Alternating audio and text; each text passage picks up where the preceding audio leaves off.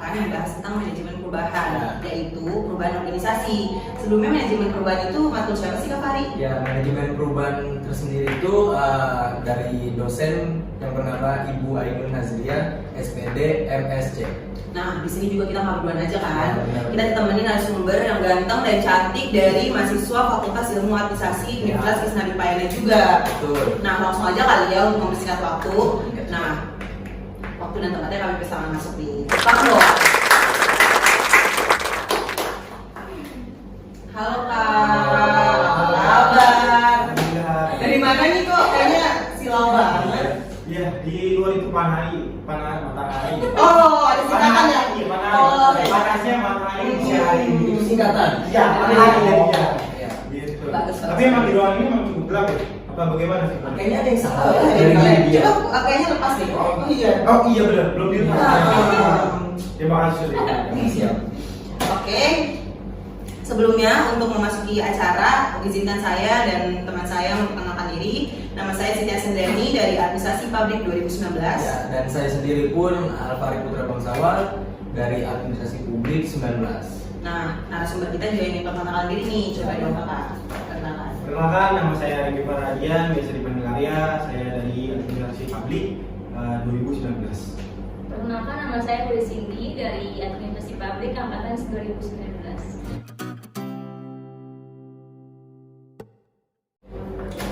Kalau menurut Kakak Arya nih dan Kakak Huri, perubahan organisasi itu apa sih Kak? Boleh dari Kakak Arya atau Kakak Huri dulu? Mungkin dari seperti Oh, boleh. Oke.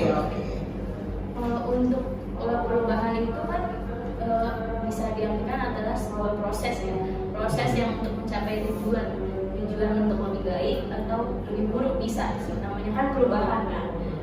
Ya intinya tuh organisasi atau perusahaan itu mengarah ke yang lebih dari sebelumnya, intinya kayak gitu. Benar. Ada yang mau nambahin?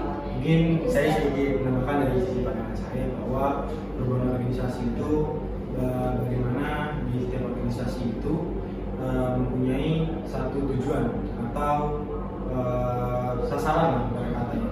Karena di sini balik lagi bahwa di organisasi atau di perusahaan di mana dia lebih ke dituju atau kebutuhan dari internal atau eksternalnya, apakah diperlukannya adanya perubahan atau tidak. Karena kalau di suatu organisasi atau perusahaan, bila memang tidak membutuhkannya perubahan, ya berarti tidak perlu diubah. Tapi dengan perubahan sekarang kan, apalagi sekarang kita sadar kita di pandemi ini kita harus bisa beradaptasi juga, kita harus bisa siap juga dengan organisasi yang kita jalankan.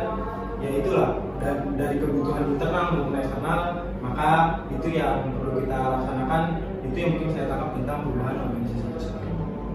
Berarti di setiap organisasi atau perusahaan berarti dibutuhkan adanya perubahan organisasi dong? Jelas. Karena kalau yang saya tangkap ya, kalau kita yang tidak ada perubahan organisasi, yang saya tangkap bahwa perusahaan dan organisasi itu tidak akan pernah berkembang dan tidak akan pernah maju. Karena perubahan organisasi itu kan kita angkat dari keresahan atau satu permasalahan, apa nih yang perlu kita ubah, apa nih yang perlu kita perbaiki, itu gunanya adanya perubahan di suatu organisasi atau perusahaan tersebut.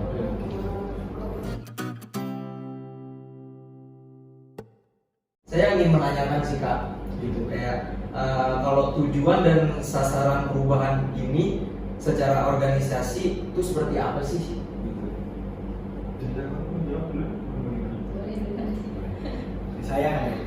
Saya sedikit memahami juga dari buku dan dari sisi pandang saya sendiri. Dari tujuan perubahan organisasi itu sendiri, yang awal juga saya bilang bahwa kalau kita lihat yang namanya perubahan organisasi, berarti kan ada tujuan yang perlu kita dapatkan. Pertama, tujuannya apa? Pertama untuk memperbaiki kinerja. Pertama itu, karena semisal kita nggak ada tujuan, berarti nggak perlunya ada yang namanya perubahan. Misal kita pahami tujuan kita apa? Pertama untuk kinerja anggota atau karyawan. Bagaimana untuk bisa menjalankan roda organisasi atau roda perusahaan supaya bisa berjalan dengan semestinya. Semisal kinerja sudah jadi tujuan kita, habis kinerja lingkup dari organisasi itu sendiri seperti apa nanti? Apakah perlu dirubahkah atau tidak? Dan sistem, yang menurut saya sistem dari organisasi atau perusahaan itu sendiri, apakah berjalan dengan semestinya atau tidak. Karena kalau kita bicarakan tujuan, pasti ada tujuan. Namanya perusahaan atau organisasi punya tujuan dan visi dan misi.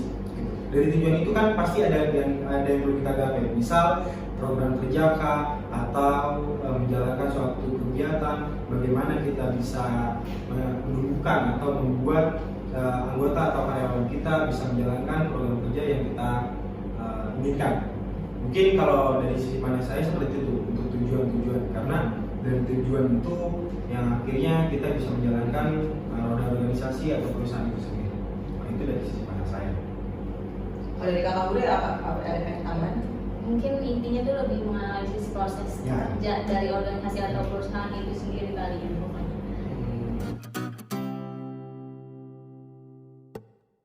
Nah, tadi udah dijelasin sama Kakak Arya dan Kakak Buri. Kalau tahap-tahapnya melakukan perubahan itu gimana sih? Apakah ada birokrasi tertentu atau misalkan ada step by step-nya atau kayak gimana? Dari saya mengenai tahap, sebenarnya tadi masuk dijelasin sama kakak Buri juga mengenai analisis analisis proses analisis proses kerja. organisasi. Dari tahap-tahap itu perlunya pertama yang mungkin langkah pertama yang mungkin saya bisa kasih pertama itu analisis. Analisis apa? Pertama analisis bagaimana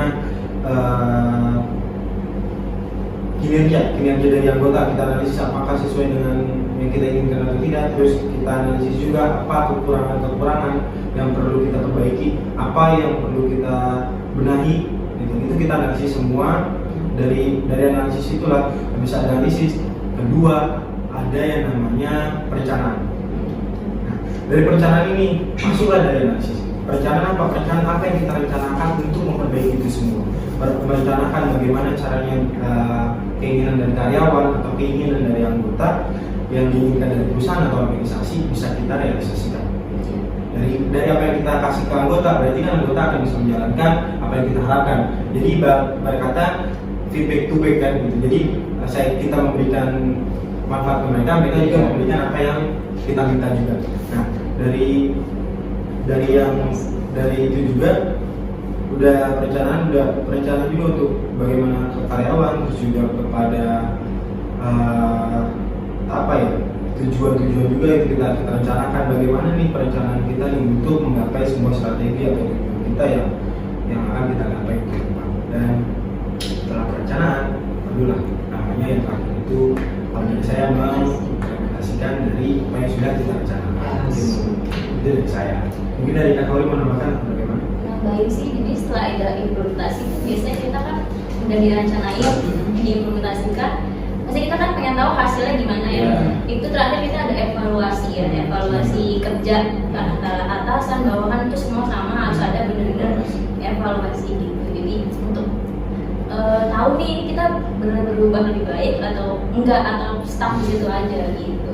Berarti emang birokrasinya tuh harus terus rapi gitu ya. Berarti kalau misalkan birokrasinya udah melenceng atau kayak gimana itu gagal gitu maksudnya? Bukan dibilang gagal, tapi mungkin akan lebih tidak maksimal. Karena sesuatu hal yang kita tidak rencanakan atau kita analisis, kita berjalan tanpa arah. Lebih ke arah sana. Karena kalau kita udah punya rencana, strategi atau analisa, kita tahu kita harus melakukan apa, tapi kita tidak melaksanakan itu, kita harus ngapain? Iya, benar banget. Gitu. Tangan dulu Mas Ari. Pertanyaannya baru 3 pertanyaannya kayaknya udah berat banget gak sih? Satu pertanyaan lagi buat dua kakak narasumber ini ya. Mungkin dari saya sendiri, tantangan dan perlawanan apa sih dalam perubahan organisasi itu? Untuk tantangan sendiri mungkin adaptasi dari anggotanya ya, mungkin dari anggota atas atau bawah itu kan kadang ada bentrok atau kayak perlawanan, atau yang bawahnya juga nggak mau diatur gitu kan. Jadi kayak yang bawah bisa nggak ya nurutin yang atas, terus yang atas bisa nggak ya buat keputusan itu sama rata, terus kayak bisa diterima dengan yang bawah gitu. Jadi maksudnya itu anggota dan atasannya gitu lah pokoknya. Keren banget nih jawabannya. Berarti kalau misalkan setelah tahu tantangan dan perlawanannya untuk Kakak Udi dan Kakak Arya tuh strategi melawannya tuh gimana? Mengatasi Cara mengatasinya gitu. Kalau dari yang saya tadi disampaikan oleh Kak Auni juga mengenai cara untuk mengantisipasi mengantisipasi tantangan ya, gitu. Bahwa kita perlu tahu juga apa tantangan yang kita hadapi di perubahan ini. Dan tadi disampaikan juga bagaimana adaptasi anggota dan pimpinan untuk perubahan itu sendiri. Yang kedua juga tentang mengenai tantangan, bahwa sebagai pimpinan juga, sebagai anggota juga, kita harus selalu siap dengan perubahan apapun yang akan terjadi, karena kita akan pernah tahu juga yang depan seperti apa. Dan mengenai itu juga, untuk mengenai strateginya, yang pertama bagaimana caranya kita bisa membuat perubahan itu menjadi nyaman di lingkungan kita. Karena kalau kita nggak bisa bikin nyaman, atau kita nggak tahu cara untuk mengantisipasi perubahan itu sendiri, ya kita akan timnya yaitu tadi yang disampaikan, bahwa akan adanya perlawanan, akan adanya pembangkangan atau penolakan secara menyeluruh gitu, kasar. Nah, ini yang perlu kita garis bawahi, bahwa kita perlu menganalisa juga bagaimana nih caranya untuk mengantisipasi perubahan-perubahan yang akan terjadi. Misal kayak contoh, kita akan melaksanakan perubahan di organisasi yang tadinya organisasi ini berjalan dengan otoriter menjadi demokrasi. Itu kan satu perubahan dari organisasi yang otoriter, yang sepihak menjadi demokrasi. Itu kan satu contoh perubahan kecil. Nah, ini perlu yang namanya adaptasi ya. Nah, tadi udah bilang kita perlu namanya adaptasi atas perubahan itu sendiri. Jadi kita harus bisa menyesuaikan dengan perubahan itu sendiri. Dan bagaimana caranya kita yang sudah bisa beradaptasi, kita mengajak teman-teman kita yang belum bisa beradaptasi terhadap perubahan itu sendiri. Dan bagaimana nih caranya kita menjalankan perubahan itu dengan cara baru. Kan namanya perubahan kan, yang tadi otoriter yang saya bilang tadi jadi demokrasi, berarti kan ada perubahan. Ya kan ada gerakan baru yang perlu kita jalankan supaya bisa berjalan dengan apa yang kita tuju. Jadi itulah mungkin dari saya strateginya, kita analisa, setelah analisa kita bisa bagaimana cara kita menjalankan itu dengan adaptasi kita yang baru, dan kita bagaimana bisa mengimplementasikan perubahan-perubahan itu sendiri, dan bagaimana kita bisa menjalankan organisasi atau perusahaan itu dengan gaya baru, dengan era baru, dengan kepemimpinan baru, atau apapun itu dengan mengenai perubahan organisasi itu sendiri. Banget deh sama narasumber kita kali ini. Enak banget bahasanya. Jadi kayak seakan-akan kayak saya pribadi pun juga mungkin dari setelah Kipat ini saya bakal nanya belajar di belakang layar gitu. Yes, apalagi sekarang nih waktunya kita nggak cukup, maksudnya kayak kendala dengan waktu. Mungkin dari sini teman-teman bisa nanti setelah dari menonton Vipot ini, nanti teman-teman bisa menghubungi Kak Arya atau Kak Nuri untuk nanya-nanya tentang perubahan organisasi. Bisa banget kan Kak? Bisa. Nanti kita tulis kontaknya di bawah sini ya. Tapi yang perlu saya tekankan bahwa mengenai manajemen perubahan organisasi ini sendiri, mungkin ini kalau kita bicarakan organisasi atau perusahaan ini cukup jauh ya. Jauh. Karena kalau kita bicarakan manajemen perubahan organisasi terhadap mahasiswa itu sendiri, bahwa kita sebagai mahasiswa juga harus siap dengan perubahan apapun itu, mengenai kondisi, keadaan apapun, apalagi apa yang terjadi. Karena saya nggak pengen juga kita yang kuliah secara online ini terputus untuk terus belajar, karena ya namanya belajar online ya, maksudnya kita tidak bisa mungkiri juga gitu, ada yang niat ataupun ada yang tidak, atau yang sekedar ya udah ikut aja gitu. Bagaimana caranya dengan apa yang kita pelajari atau yang kita sering ikut matkul ini juga bisa diimplementasikan di kehidupan sehari-hari kita gitu. Bagaimana caranya apa yang sudah diberikan kepada dosen-dosen, materi-materi kita implementasikan juga. Nah, misalnya kayak contoh podcast ini kan satu inovasi atau implementasi baru juga, supaya apa yang dikasih kepada dari dosen kita bisa terapkan. Nah, dan lebih santai juga mau diterima ya. Lebih kita nih bisa menyerap gitu. Jadi ya memang cara kita menyampaikan memang seperti ini, seperti adanya. Jadi ya mungkin dari teman-teman bisa mengambil intisarinya saja, apa yang perlu kalian tangkap. Yang mungkin dari kekurangan saya dan Kak Muri bisa ditutupi dengan apa yang kita sudah jawab juga. Jadi saya harap ini bisa terus berjalan, implementasi setiap matkul apapun bisa diterapkan di kehidupan kita. Yes. Mungkin dari saya itu aja sih. Ya. Kalau dari Kakak Huri ada nggak pesan-pesan untuk teman-teman Vipot di rumah? Ini kita selain ada pasti ada matkul lain ya untuk Yes. jadi podcast ini. Bagus banget sih maksudnya buat jadi kita belajar kan sekarang apa-apa di HP ya. Yes. Jadi tinggal buka matkulnya apa dicari kita muncul gitu itu keren banget. Semoga itu lancar terus juga Yes. makin banyak Thank yang you. nonton gitu dan udah sukses terus buat kalian. Ya. Nah, namanya juga nih, makanya untuk mahasiswa-mahasiswa kita tidak boleh berpaku sama pelajaran online saja gitu, karena kita bisa membahas seperti ini gitu, nggak hanya di tempat tongkrongan saja gitu. Jadi kayak ngobrol-ngobrol seperti ini itu tuh penting sebenarnya gitu. Jadi nggak terpaku dalam oh kita datang kita join Zoom udah gitu. Jadi nggak ada implementasinya untuk kita nanti ke depannya gimana gitu. Jadi ya makanya ini bagus banget untuk kalian. Mungkin ini ada yang bisa diambil ya positifnya, mungkin yang negatifnya dibuang gitu. Mungkin itu aja kalau dari Kakak Karim. Mungkin ada tambahan untuk teman-teman di rumah. Ya, buat saya sendiri tambahan mungkin jangan pernah bosan untuk mencari ilmu, apalagi puas gitu loh. Karena dari puas itu kita juga belum cukup gitu. Teruslah menggali dan mencari tahu sekepo-kepo kalian gitu loh. Jangan cukup jangan cukup puas gitu loh, jangan cukup puas. Jadi kayak buat diri saya juga sendiri sih ya. Lebih bersemangat aja lah gitu meskipun namanya Masih anak muda nggak sih? Ya, Kita harus semangat banget nyari semangat ilmu. muda, ya. Karena emang meskipun apa ya lagi pandemi gini kan, jadi kayak ada sebagian yang orang males belajar online. Jadi itu jangan jadi sebuah suatu alasan gitu loh.